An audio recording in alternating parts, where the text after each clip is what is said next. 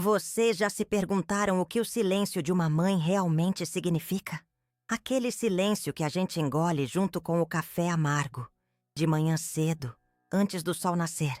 Dizem que quem cala, consente. Mas às vezes, quem cala está apenas tentando sobreviver mais um dia. A história que vou contar não é sobre o meu filho, o monstro, que vocês viram na televisão. É sobre o homem de terno que entregou a ele o diploma de monstro. Se você tem um coração forte, fique aqui. Siga este perfil e comente o que você faria no meu lugar. A reportagem na TV disse que meu filho era um monstro. E ele era. Não vou mentir pra vocês. Não vou passar a mão na cabeça dele. Eu vi o que ele se tornou. Mas o que ninguém conta, o que nenhum jornalista com o microfone na mão quer saber, é quem assinou o diploma de monstro dele. Quem foi que carimbou a alma do meu menino com o selo do inferno? Essa pessoa usa terno e gravata. Aparece no jornal todo dia pedindo voto e aperta a mão de gente importante. O meu Léo só era a mão que puxava o gatilho. Meu nome é Lourdes. E antes de ser a mãe do Sombra, o gerente do complexo do Alemão, eu era só a mãe do Léo. O menino que tinha medo do escuro e que uma vez chorou por ter pisado sem querer numa formiguinha no quintal de terra batida.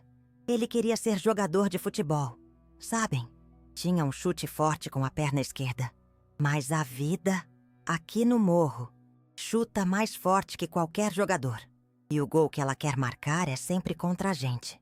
A gente que mora onde o asfalto não chega.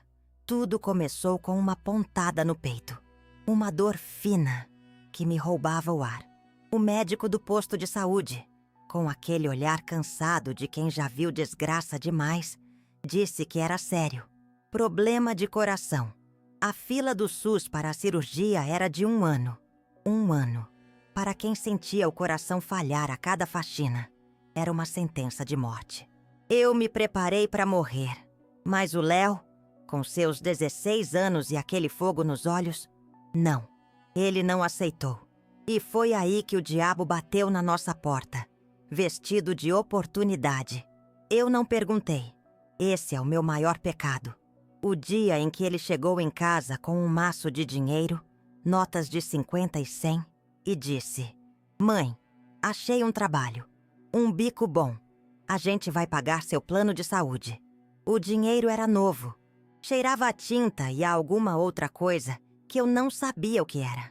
Hoje eu sei. Cheirava a pólvora. Eu peguei aquele dinheiro com a mão trêmula e guardei na lata de biscoito.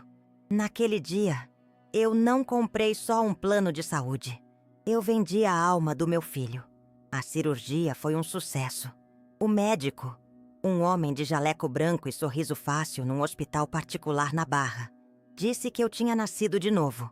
Eu estava deitada naquela cama limpa, com lençóis brancos que cheiravam a amaciante caro, e pela primeira vez em anos, eu conseguia respirar fundo. Mas cada lufada de ar que enchia meus pulmões parecia vir carregada com o cheiro de morte daquelas notas de dinheiro. Eu estava viva, mas o preço tinha sido a vida que eu sonhei para o meu menino. Ele começou a mudar. O Léo foi sumindo, e o Sombra foi tomando conta do corpo dele. Chegava em casa de madrugada, com os olhos vermelhos de cansaço e de raiva. As roupas de marca começaram a lhe aparecer. Os tênis que custavam o meu salário de um mês inteiro. Comprou uma televisão de 80 polegadas que mal cabia na nossa sala de tijolo aparente. A gente assistia novela, mas o som da vida real, dos tiros na viela, era sempre mais alto que o da ficção. Eu fingia não ver. Era a minha especialidade. Eu me tornei uma testemunha invisível dentro da minha própria casa. Enquanto eu coava o café na cozinha, ouvia as conversas dele no rádio. Nomes, valores, ordens de execução. Eu esfregava o chão com que boa, sentindo o cheiro forte do cloro se misturar com o cheiro adocicado da maconha, que ele e os amigos fumavam na laje. Eu estava ali, limpando a sujeira física, enquanto a sujeira da alma deles impregnava cada parede da nossa casa. O dinheiro sujo comprava tudo, menos paz, a geladeira, antes quase sempre vazia, vivia cheia de iogurte caro, de carne de primeira, de tudo que eu nunca pude dar a ele. Mas a comida tinha gosto de cinzas na minha boca. Eu via meu filho segurando um fuzil AK-47 com a mesma firmeza que, anos atrás, segurava meu dedo para atravessar a rua. Aquele contraste me rasgava por dentro. O monstro que dava as ordens ainda era o menino que pedia minha bênção antes de sair de casa. Um dia, a normalidade do nosso inferno foi quebrada. Eu estava estendendo roupa no varal quando vi um carro preto, de luxo, com vidro fumê, subindo a nossa rua de terra com dificuldade. Nunca um carro daqueles tinha chegado tão alto no morro. De dentro, desceu um homem que não pertencia àquele lugar. Usava um terno cinza, caro, e sapatos que brilhavam tanto que pareciam zombar da nossa lama. O cheiro do perfume importado dele chegou antes mesmo que ele batesse na nossa porta. Léo mandou eu entrar e ficar no quarto. Mas mãe é bicho curioso. Fiquei espiando pela fresta da porta, o coração martelando no peito. Aquele mesmo coração que o dinheiro dele tinha consertado. E o que eu vi mudou tudo. Meu filho, o Sombra, o homem que fazia marmanjo tremer na base, estava de cabeça baixa. Ele não era o chefe. Ele era um funcionário, um capacho, recebendo ordens daquele homem de terno que falava baixo, com a voz mansa de uma cobra. O homem de terno não gritava. Ele não precisava. O poder dele era de outro tipo. Ele humilhava meu filho com o silêncio, com um olhar de desprezo.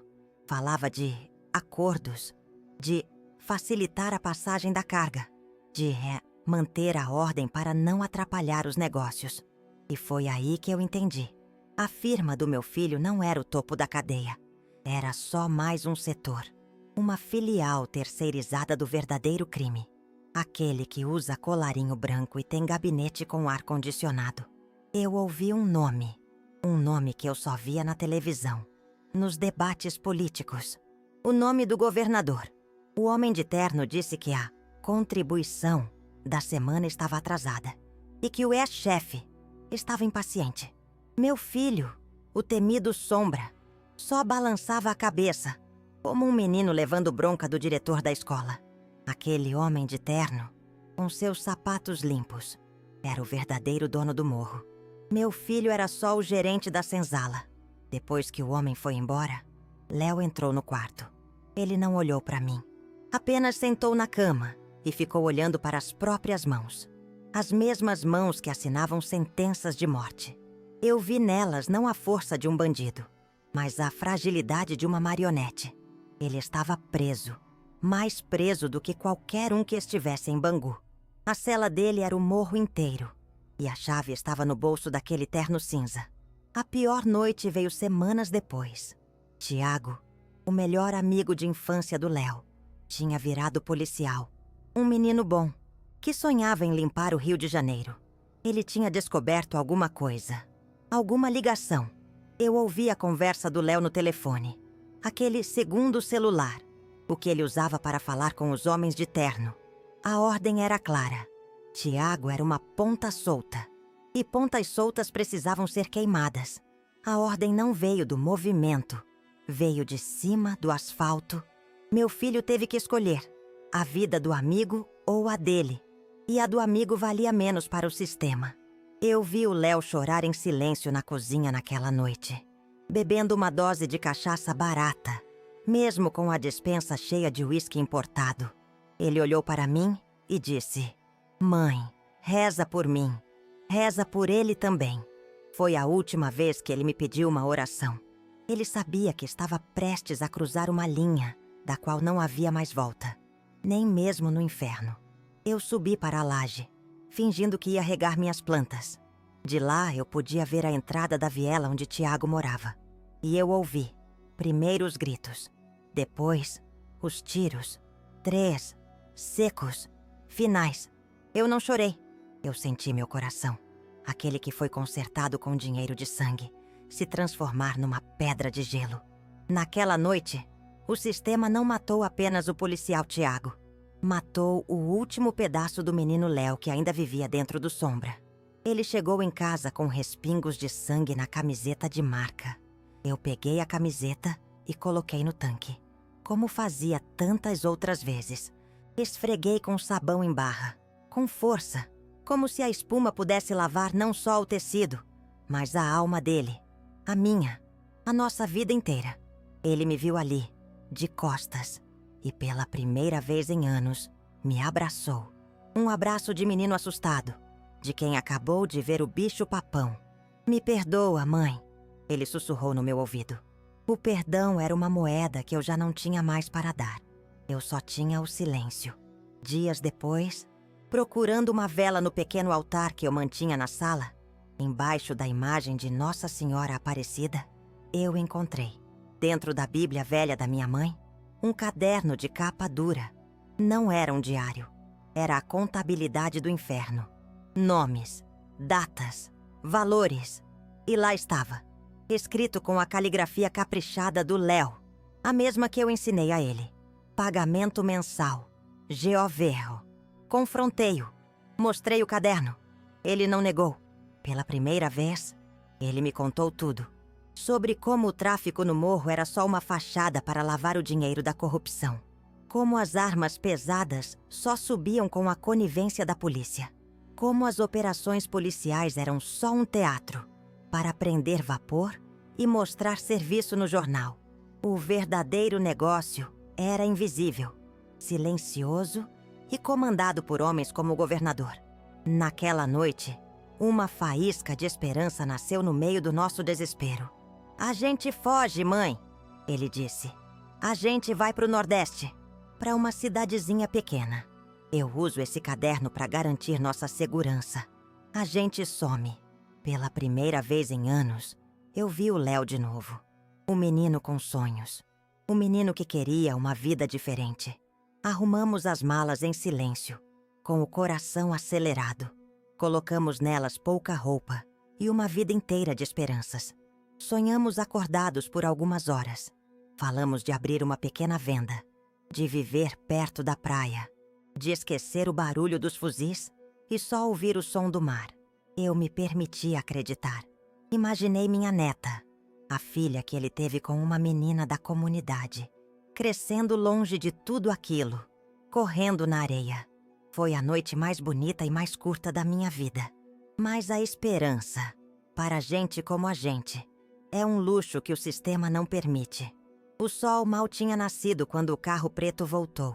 Desta vez, o homem de terno não bateu na porta. Ele já estava dentro da nossa sala quando eu saí do quarto. O Léo ficou paralisado. O homem não disse nada. Apenas colocou uma foto na nossa mesa de centro. Uma foto da minha neta, linda, com seu uniforme da escolinha, chupando um picolé. E no fundo da foto, desfocado, um homem a observava. A mensagem era clara. "A dívida não acaba, Sombra", disse o homem de terno, com aquele sorriso que não chegava aos olhos. "E a partir de hoje, Dona Lourdes, a senhora também é uma garantia. A família é um bem precioso, não é mesmo?" Ele pegou a foto de volta, guardou no bolso do paletó e saiu. O cheiro do perfume dele ficou na sala, como o cheiro de uma sentença de morte. Eles não tinham acorrentado só o meu filho. Tinham colocado uma coleira em todos nós. Naquela manhã, eu vi meu filho morrer por dentro. O brilho de esperança nos olhos dele se apagou para sempre. Ele desfez a mala dele, guardou as roupas de volta no armário e pegou o fuzil que estava encostado na parede. Ele me olhou e disse: "Acabou, mãe. Não tem saída." Ele não era mais o Léo sonhando com o Nordeste. Ele era o Sombra, funcionário do mês do inferno, cumprindo seu aviso prévio no corredor da morte. Uma semana depois, a operação policial começou. Não era como as outras. Era mais barulhenta, mais violenta. O caveirão aéreo parecia um abutre sobrevoando nossa laje. Eu sabia o que estava acontecendo. Era uma queima de arquivo. O sistema estava limpando a sujeira. E meu filho era a sujeira que eles precisavam varrer para debaixo do tapete. Eu me tranquei no banheiro e rezei, não para que Deus o salvasse, mas para que fosse rápido. A notícia chegou pela TV. O repórter, com um colete à prova de balas, falava com entusiasmo sobre a morte de um perigoso traficante. Mostravam a foto do meu Léo, a mesma que eu guardava na minha carteira, mas agora com uma tarja preta nos olhos. Disseram que ele resistiu à prisão, que trocou tiros com a polícia. Mentira. Ele foi executado. Uma bala na nuca, como ele mesmo mandava fazer com os devedores. O sistema paga suas dívidas com o sangue dos outros. No enterro, não havia ninguém do movimento. Apenas eu, algumas vizinhas e a mãe da minha neta. Não havia choro de revolta. Apenas o lamento silencioso das mulheres que perdem seus filhos para essa guerra que não é nossa. Enquanto o caixão descia, eu não sentia dor. Eu sentia ódio. Um ódio frio, calculado. Eles tinham tirado tudo de mim. Meu filho, minha paz, minha esperança. Mas eles tinham esquecido uma coisa. Eles esqueceram do caderno. O caderno que ainda estava lá, escondido dentro da Bíblia, no meu pequeno altar. A contabilidade do crime. O diário da corrupção. A prova de que o verdadeiro bandido não usa chinelo e fuzil, mas sim terno e caneta. Mataram o Léo, o Sombra, o menino. Mas não podiam matar a verdade que estava escrita naquelas páginas, com a caligrafia dele. Agora, eu não tenho mais nada a se perder. O medo foi enterrado junto com o corpo do meu filho. A única herança que posso deixar para a minha neta não é o dinheiro sujo que ele acumulou, mas a verdade. A verdade que pode custar a minha vida, mas que talvez, só talvez, possa impedir que outras mães tenham que lavar camisetas manchadas de sangue na madrugada. A reportagem disse que meu filho era um monstro. O que eles não sabem é que monstros não nascem, são criados.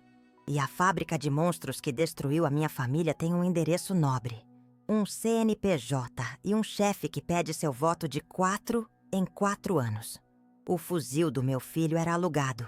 A caneta do governador, que assinava os acordos e as sentenças, essa sim era a verdadeira arma do crime. Eles me transformaram numa testemunha. E agora eu vou falar. Eu ensinei meu filho a ler e a escrever. O sistema o ensinou a matar e a morrer.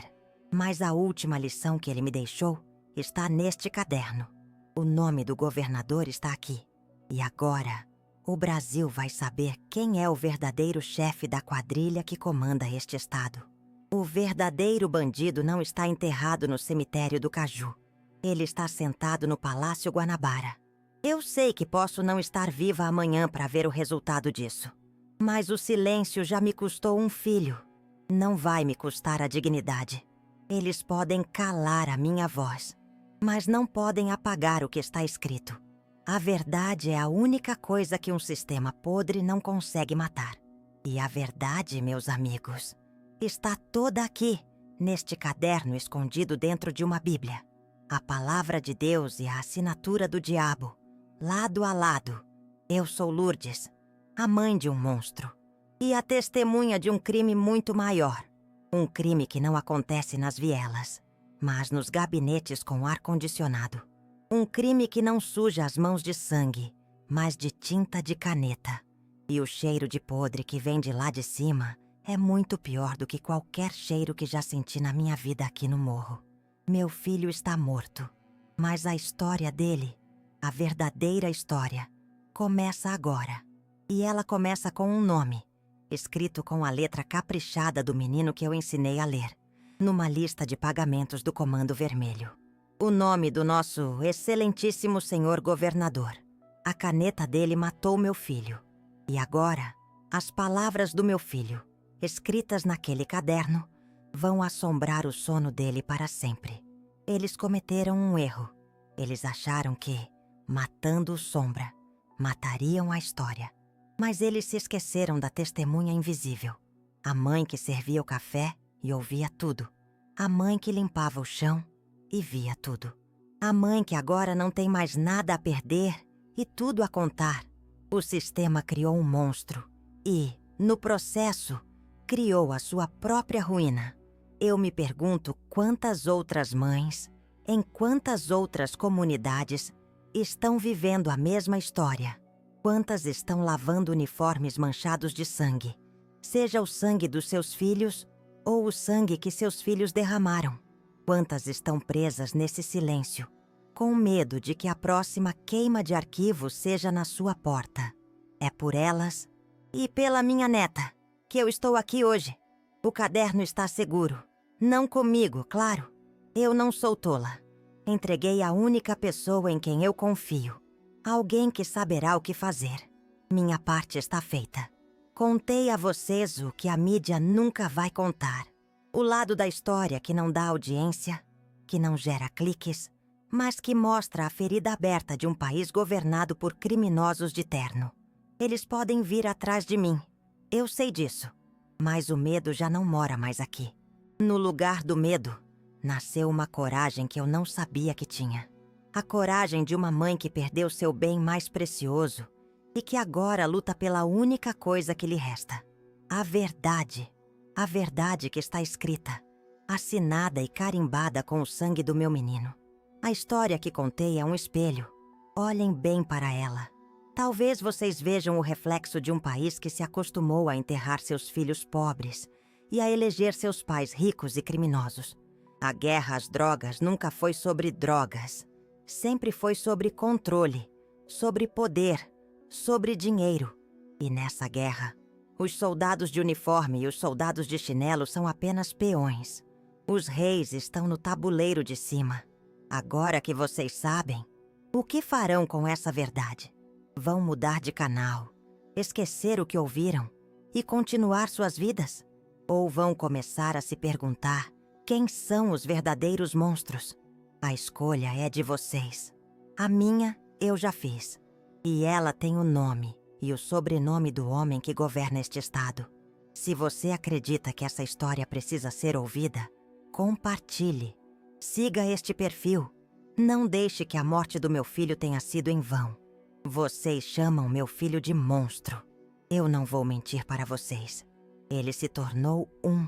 Eu vi com estes olhos a escuridão tomar conta do menino que eu criei. Mas o que a televisão não conta, o que nenhum repórter de colete à prova de balas se atreve a perguntar, é quem assinou o diploma dele. Quem carimbou a alma do meu Léo com o selo do inferno? Essa pessoa não usa fuzil, usa terno e gravata e aparece todo dia pedindo o seu voto. Meu filho era só a mão que o sistema usou para puxar o gatilho. Meu nome é Lourdes. E antes de ser a mãe do Sombra, o gerente do complexo do Alemão, eu era só a mãe do Léo. O menino que tinha medo do escuro e que uma vez chorou por ter pisado sem querer numa formiguinha no nosso quintal de terra batida. Ele sonhava em ser jogador de futebol. Sabem, tinha um chute forte com a perna esquerda. Mas a vida, aqui no morro, chuta mais forte que qualquer jogador. E o gol que ela quer marcar é sempre contra a gente, que mora onde o asfalto não chega. Tudo começou com uma pontada no peito. Uma dor fina que me roubava o ar. O médico do posto de saúde, com aquele olhar cansado de quem já viu desgraça demais, disse que era sério. Problema de coração. A fila do SUS para a cirurgia era de 1 ano. 1 ano. Para quem sentia o coração falhar a cada faxina. Era uma sentença de morte. Eu me preparei para morrer. Mas o Léo, com seus 16 anos e aquele fogo nos olhos, não. Ele não aceitou. E foi aí que o diabo bateu na nossa porta, vestido de oportunidade. Eu não perguntei. E esse, vocês precisam entender. Esse é o meu maior pecado. O dia em que ele chegou em casa com um maço de dinheiro, notas de 50 e 100, e disse: "Mãe, achei um trabalho, um bico bom. A gente vai pagar seu plano de saúde." O dinheiro era novo, cheirava a tinta e a alguma outra coisa que eu não conhecia. Hoje eu sei, cheirava a pólvora. Eu peguei aquele dinheiro com a mão trêmula e guardei. Naquele dia, eu não comprei só a minha saúde. Eu vendi a alma do meu filho. A cirurgia foi um sucesso. O médico, Um homem de jaleco branco e sorriso fácil, num hospital particular na Barra. Disse que eu tinha nascido de novo.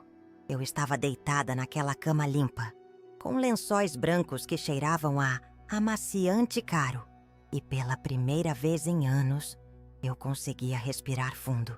Mas cada lufada de ar que enchia meus pulmões parecia vir carregada com o cheiro de morte daquelas notas de dinheiro. Eu estava viva, mas o preço tinha sido a vida que eu sonhei para o meu menino. Ele começou a mudar. O Léo foi sumindo e o Sombra foi tomando conta do corpo dele. Chegava em casa de madrugada, com os olhos vermelhos de cansaço e de raiva. As roupas de marca começaram a aparecer. Os tênis que custavam o meu salário de um mês inteiro. Comprou uma televisão de 80 polegadas que mal cabia na nossa sala de tijolo aparente.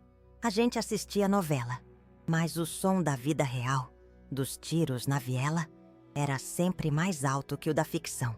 Eu fingia não ver. Era a minha especialidade. Eu me tornei uma testemunha invisível dentro da minha própria casa. Enquanto eu coava o café na cozinha, ouvia as conversas dele no rádio. Nomes, valores, ordens de execução. Eu esfregava o chão com que boa, sentindo o cheiro forte do cloro se misturar com o cheiro adocicado da maconha, que ele e os amigos fumavam na laje. Eu estava ali, limpando a sujeira física, enquanto a sujeira da alma deles impregnava cada parede da nossa casa. O dinheiro sujo comprava tudo, menos paz. A geladeira, antes quase sempre vazia, vivia cheia de iogurte caro, de carne de primeira, de tudo que eu nunca pude dar a ele. Mas a comida tinha gosto de cinzas na minha boca. Eu via meu filho segurando um fuzil, AK-47, com a mesma firmeza que, anos atrás, segurava meu dedo para atravessar a rua. Aquele contraste me rasgava por dentro.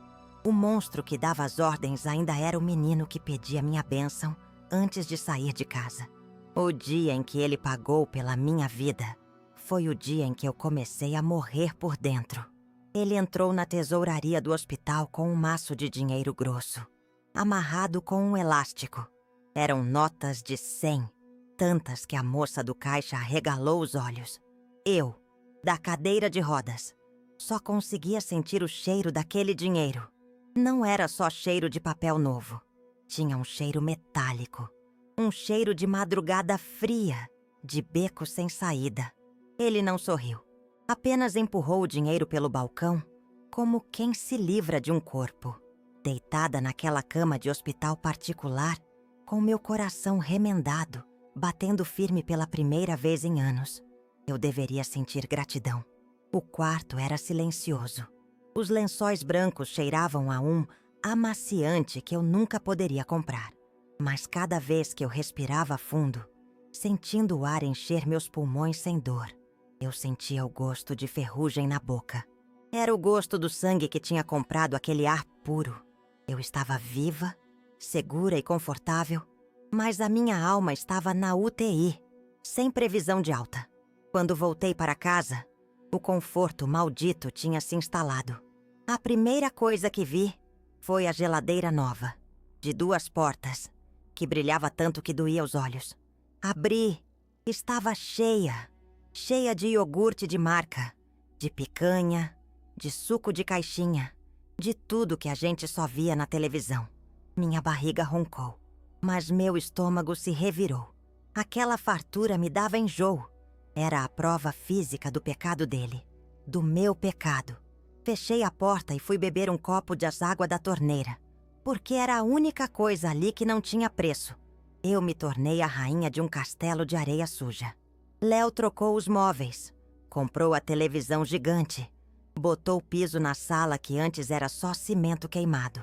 Eu, na minha função de testemunha invisível, limpava o pó desses luxos com um pano úmido, sentindo o nojo grudar nos meus dedos.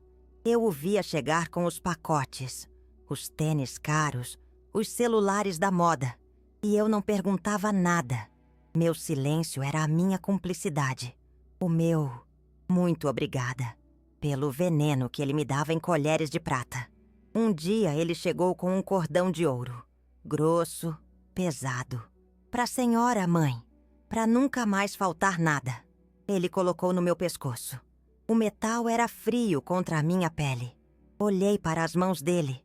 As mesmas mãos que, anos antes, tinham feito para mim um colar de macarrão pintado no Dia das Mães da escola.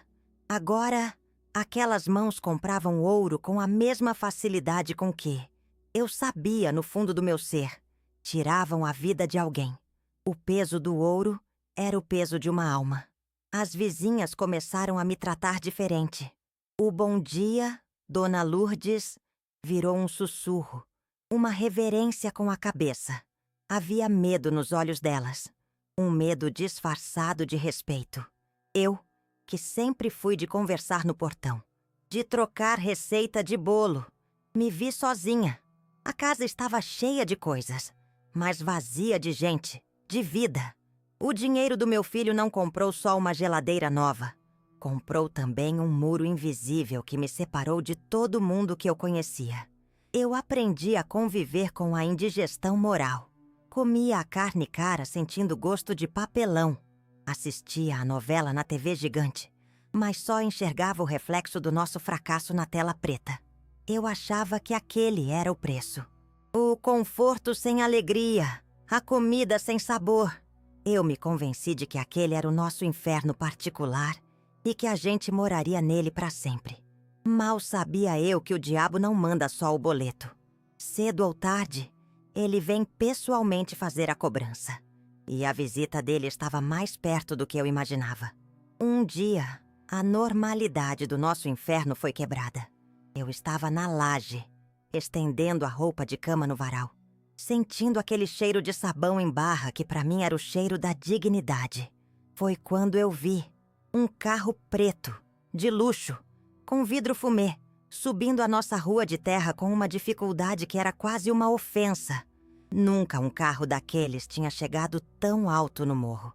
Ele parecia um bicho estranho, uma barata de metal reluzente invadindo o nosso formigueiro de tijolo e poeira.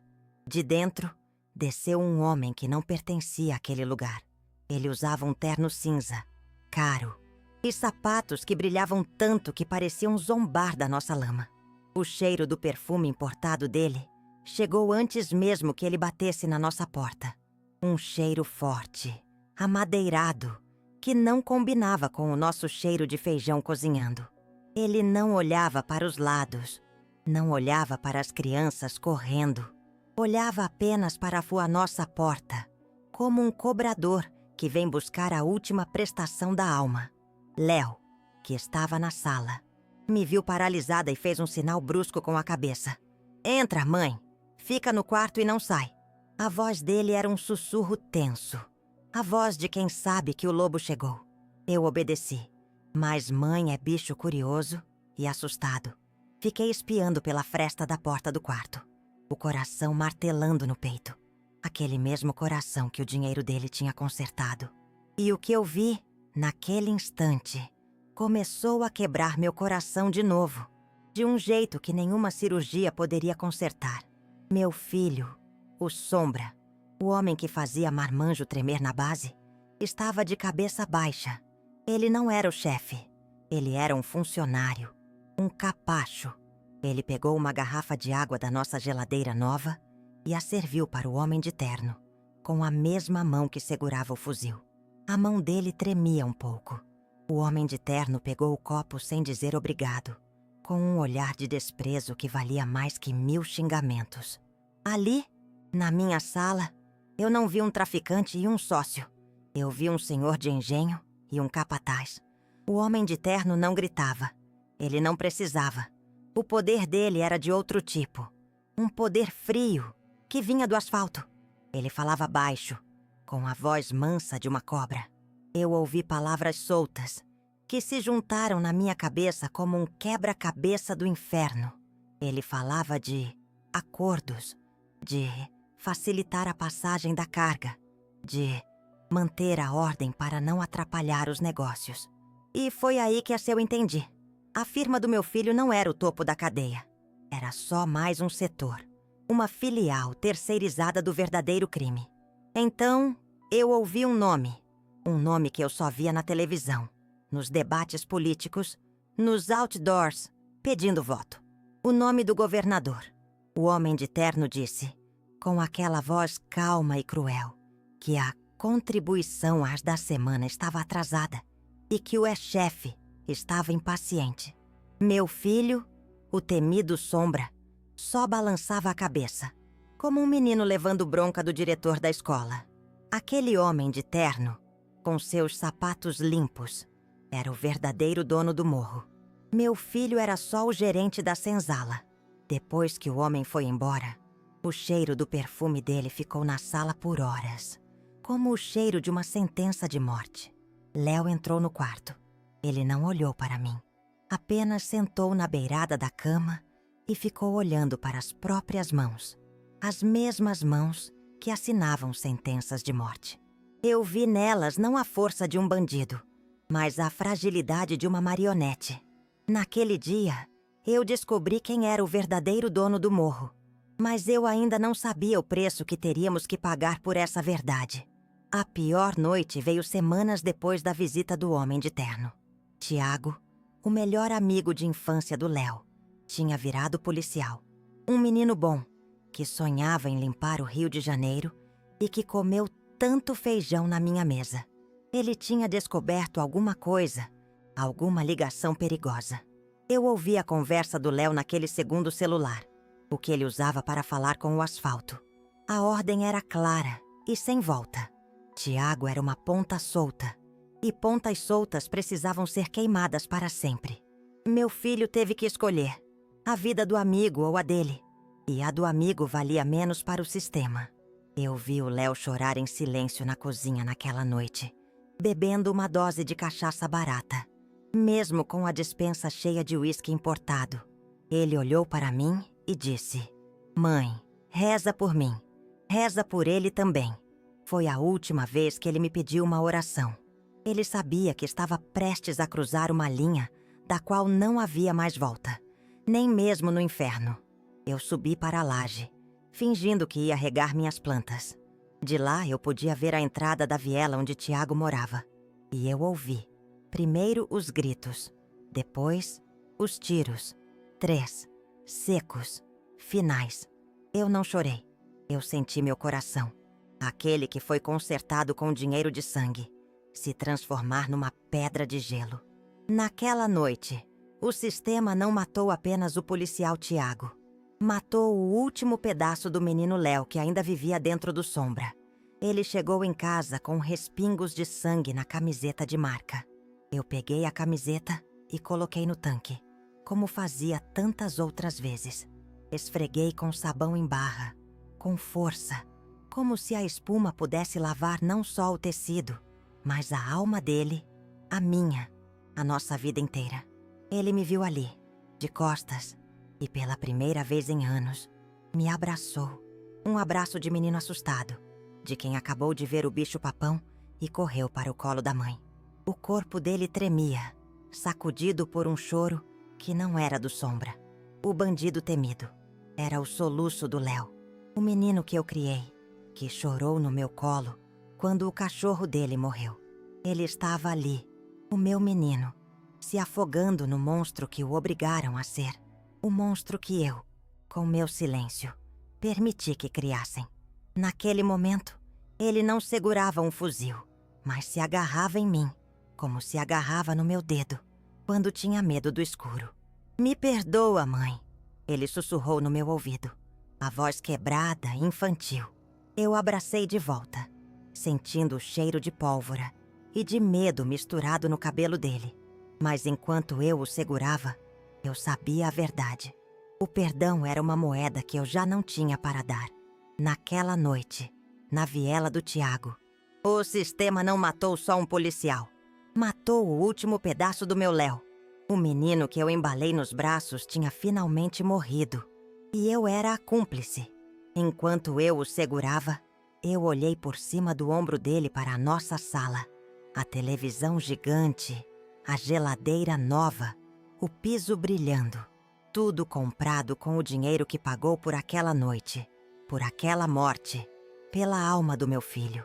O conforto material nunca pareceu tão sujo, tão repugnante. Cada objeto de luxo naquela casa era um tijolo no túmulo do meu menino. Eu estava abraçando um fantasma numa casa assombrada pela nossa própria escolha, pelo nosso próprio pecado. O perdão era uma moeda que eu já não tinha para dar. Dias depois, procurando uma vela no pequeno altar que eu mantinha na sala, embaixo da imagem de Nossa Senhora Aparecida, eu o encontrei, dentro da Bíblia velha da minha mãe. Um caderno de capa dura. Não era um diário. Era a contabilidade do inferno. Nomes, datas, valores.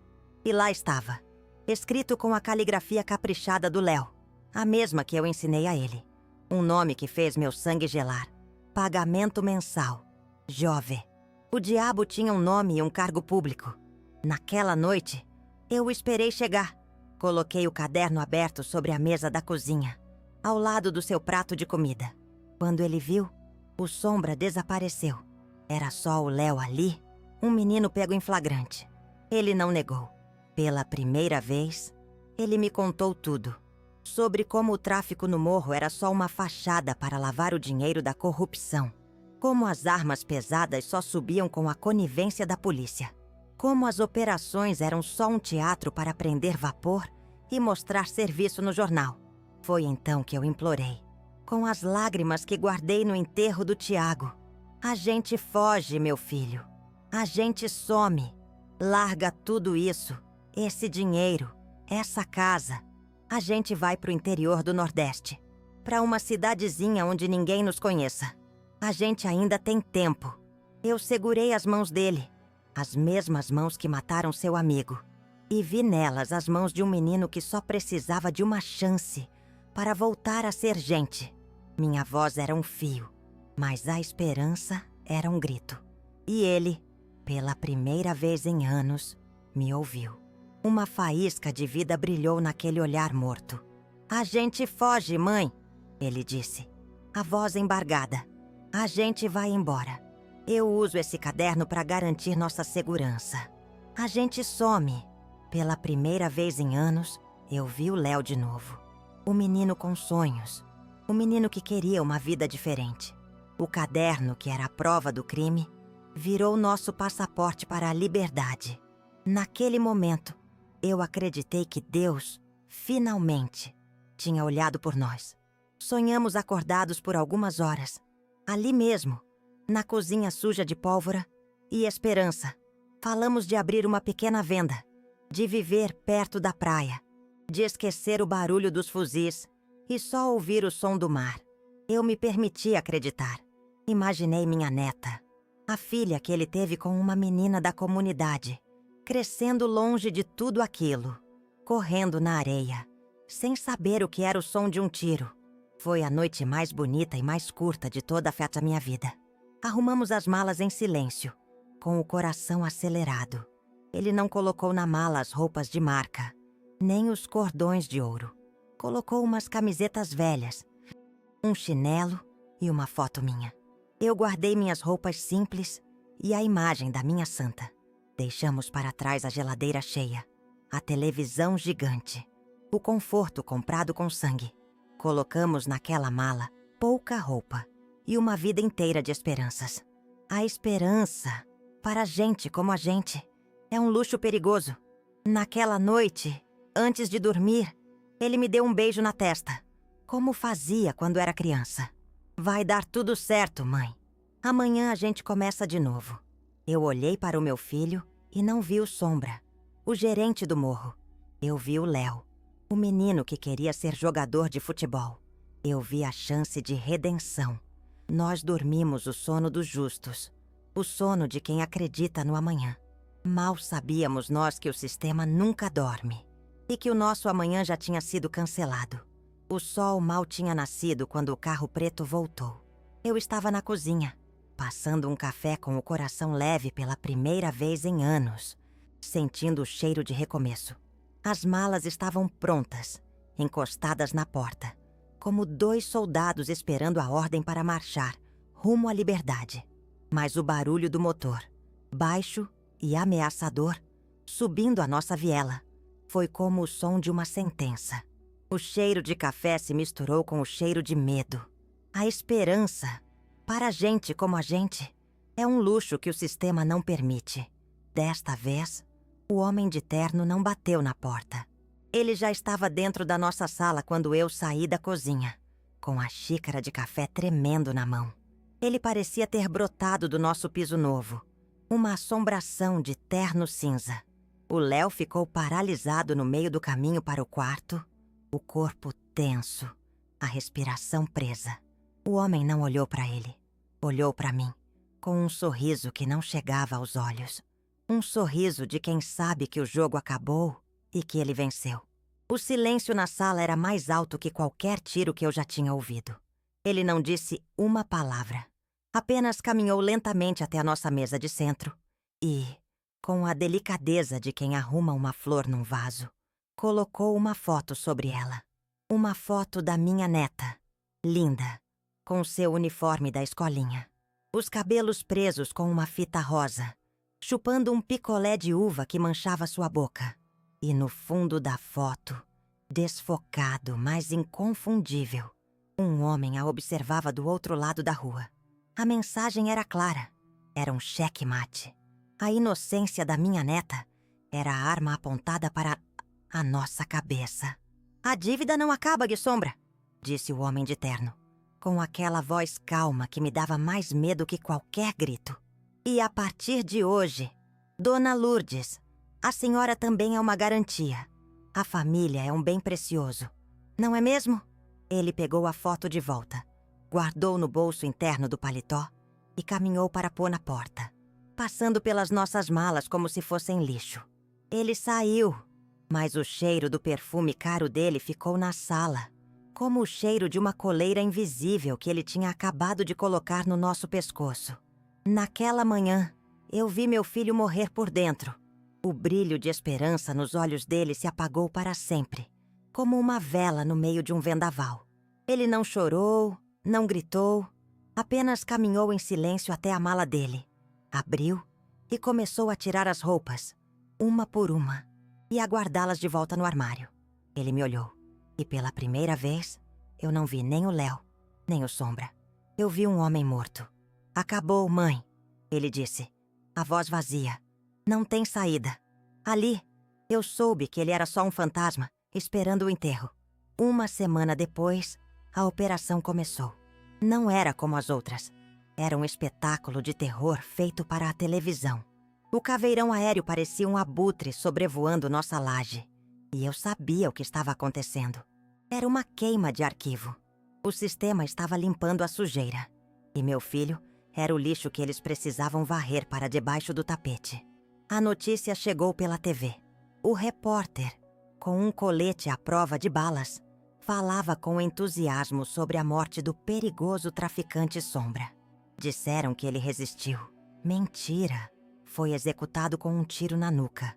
No enterro, não havia ninguém do ex-movimento. Apenas eu, algumas vizinhas e a mãe da minha neta. Enquanto o caixão descia, eu não sentia dor. Sentia ódio.